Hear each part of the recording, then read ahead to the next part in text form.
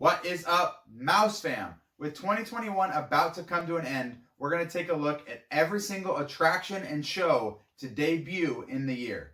So join me as we rank all 10 attractions and shows that debuted in 2021. Let's jump into it.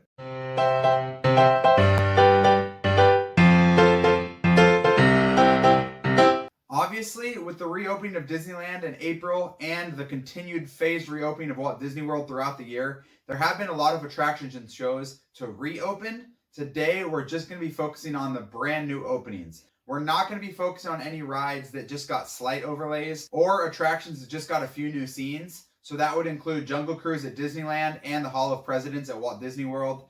We're also not going to focus on any shows outside of the parks, such as Cirque du Soleil Drawn to Life at Disney Springs. We're only going to be focusing on new rides that debuted inside the parks in 2021. With that being said, let's jump into the list. Coming in at last place, number 10 today, Avengers Assemble at Disney's California Adventure. This is one of 5 shows within the new land, and it's also one of 4 brand new shows within Avengers Campus. With that being said, unfortunately, it is our least favorite of the shows. It's not bad in itself. I am glad that it exists. But unfortunately, it probably brings the least to the table of all the shows. Part of that might have been my excitement for the show. A brand new show on the rooftops of the Avengers building inside a brand new land. That sounds amazing. But unfortunately, it just doesn't deliver. They don't bring out that many characters for the show. And the storyline just feels really clunky. There's a lot of dead moments during the show where you're just kind of wondering, what's going on? Is this supposed to happen? It just doesn't flow very seamlessly. Now, it definitely is fun to see all of your favorite superheroes on the buildings in real life in this land. So that part is still a good show, but it's just not that exciting. The storyline feels clunky. It's not that fun to watch, to be honest. Apart from the novelty of seeing all these MCU characters in the land performing together, it's just not that great of a show. Unfortunately, it comes in last. Coming in at number 9, Dora Milaje, The Warriors of Wakanda. At first, I thought I was going to have this show a lot higher on my ranking after first viewing. I was blown away by this at first, super impressed. Unfortunately, on the second and third viewings, it's just not quite as cool. The intro, when the Dora Milaje first come into the land, is probably one of the best parts about Disney's California Adventure. That part alone makes this show worth watching.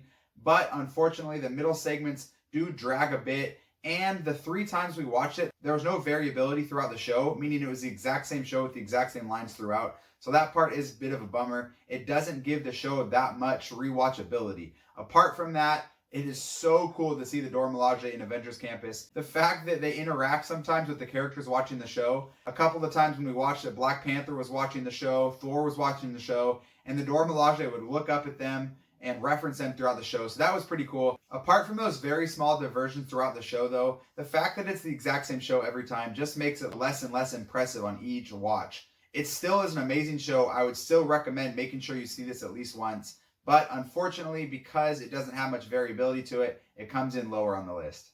Coming in number 8 today, Kitetails in Asia at Animal Kingdom. Kitetails was definitely the joke of the Disney community for a while. And rightfully so, to be honest. It's not very impressive. The fact that it replaced a nighttime spectacular is extremely underwhelming, and that is why it comes lower on the list. But honestly, I think the show is better than most people make it out to be. Yeah, the kites are definitely pretty corny, and the worst part of the show is when they have to crash the kites into the stands. It makes us laugh unironically every single time, and that's probably not a good thing that the show wanted. But besides that, the music is extremely cute. The fact that they have 2 different shows throughout the day does give it some more watchability. It's extremely easy to watch. It very rarely fills up, and so it's not hard to get a seat, so that's fantastic. It brings great music and life to that area of the park in Animal Kingdom in Asia that really needs it. So overall, Kitetails definitely gets some due criticism, but I think the show is a lot better than people make it out to be. It's a great addition to that land, but it definitely could be a lot better, and the fact that it replaced a nighttime spectacular is pretty disappointing in itself. Coming in at number 7, The Amazing Spider-Man.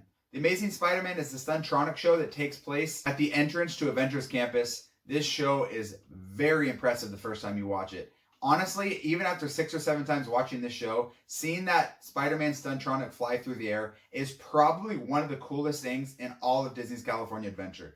That part alone bumps this show up, makes it a must-see, and it brings great kinetic energy to that part of the land that is just really lacking. There's not a whole lot of kinetic energy from the end of Buena Vista Street until you get into Pixar Pier. So having this Spider-Man Suntronic show right at the front of the land really is great. It's super fun to watch, even if you're not watching the show and you're just walking by. It's so fun to catch it and see it. But unfortunately, just like the Avengers Assemble show, I feel like the writing here is really clunky. It's pretty cool to see the Spider-Man actor come out, but he's just doing some barrel rolls and some bad acting. It's not that great. It needs to fix some of the empty spaces, the dead spaces it has throughout the show. It needs to fix the clunky writing. But the Stuntronic itself and the Spider-Man meet and greet character that pops out afterwards makes this show itself very much worth seeing. I'm very glad it exists, and it replaced basically nothing in that area that was there before. So in my opinion, this is a great addition to the park, although it definitely needs a little bit of work.